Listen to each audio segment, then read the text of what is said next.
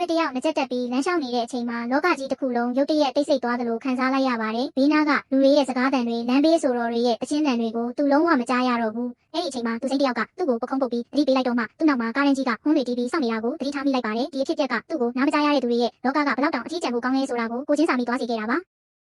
စိတ်မကောင်းဖြစ်နေတဲ့ဒေးဗစ်ဟာမတိစိတ်နဲ့ပဲရေကူးကန်စီကိုပြန်ရောက်သွားခဲ့ပါတယ်။အဲ့ဒီမှာသူချစ်ရတဲ့ဆမ်မရာနဲ့ထပ်တွေ့ခဲ့ရပြန်တယ်။သူဟာဆမ်မရာရဲ့နောက်မှာထိုင်ပြီးသူ့ရင်ထဲမှာရှိတဲ့စကားလုံးတွေကိုအားလုံးဖွင့်ပြောလိုက်ပါတယ်။အဲ့ဒီအချိန်မှာပဲဆမ်မရာဟာဒေးဗစ်ကနားမကြားတဲ့သူတယောက်မဟုတ်မှန်းသိသွားခဲ့ရပါတယ်။မင်းကိုငါမဆောင်ရှောက်နိုင်ဘူး။အဲ့ဒါကြောင့်မင်းကိုငါဆောင်ရှောက်ပေးခြင်းနဲ့ဆိုတဲ့ဝီယောတီဆန်ပေမဲ့အတိတ်ပဲရှိတဲ့စကားလေးကိုသူအဆုံးထိမပြောရသေးခင်မှာပဲဆမ်မရာကသူ့ရဲ့စေတနာကိုနားလည်သွားခဲ့ပါတယ်။နောက်ဆုံးမှာတော့သူတို့နှစ်ဦးနားလည်မှုတွေယူပြီးပြန်လည်တည်မြတ်သွားကြပါပြီ။ဆမ်မရာကဒေးဗစ်ကိုရေကူးကန်နဲ့ဆွဲချလိုက်ပြီးသူတို့နှစ်ယောက်ကလေးတွေလိုပျော်ပျော်ပါးပါးဆော့ကစားခဲ့ကြပါတယ်။အဲဒီနောက်မှာတော့ဒေးဗစ်ကဆမ်မရာကိုသူ့မိမတွေနဲ့တွေ့ဖို့အလေးနဲ့ဖိတ်ခေါ်ခဲ့ပါတယ်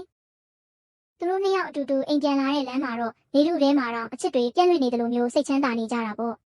အိမ်ရောက်တော့ဒေးဗစ်ရဲ့အဖေကအိမ်ကိုတန်ရှင်းရေးလုပ်ဝတ်ကောင်းစားလာတွေဝတ်ပြီးသူတို့ကိုကြိုဆိုနေခဲ့ပါတယ်။ဆမ်မရာကနားမကြားတဲ့သူဆိုတာကိုသိထားတဲ့အတွက်ဒေးဗစ်ရဲ့မိဘတွေဟာသူမအတွက်လက်ဟန်ချေဟန်စကား sign language ကိုကြိုတင်လေ့လာထားကြပြီးပြုံးပြုံးရွှင်ရွှင်နဲ့မိတ်ဆက်ခဲ့ကြပါတယ်။ဒီမြင်ကွင်းကိုမြင်လိုက်ရတဲ့အချိန်မှာတော့ဒေးဗစ်တယောက်ဆမ်မရာအပေါ်အထင်လွဲခဲ့တာတွေကိုနောင်တရပြီးသဘောပေါက်သွားခဲ့ပါတယ်။အခုတော့သူတို့နှစ်ယောက်ဟာအစင်မပြေမှုတွေအားလုံးကိုကြော်ဖြတ်ပြီးတာမန်စုံတွဲတွေလိုပဲပျော်ရွှင်စွာနဲ့လက်တွဲခွင့်ရသွားကြပါပြီ။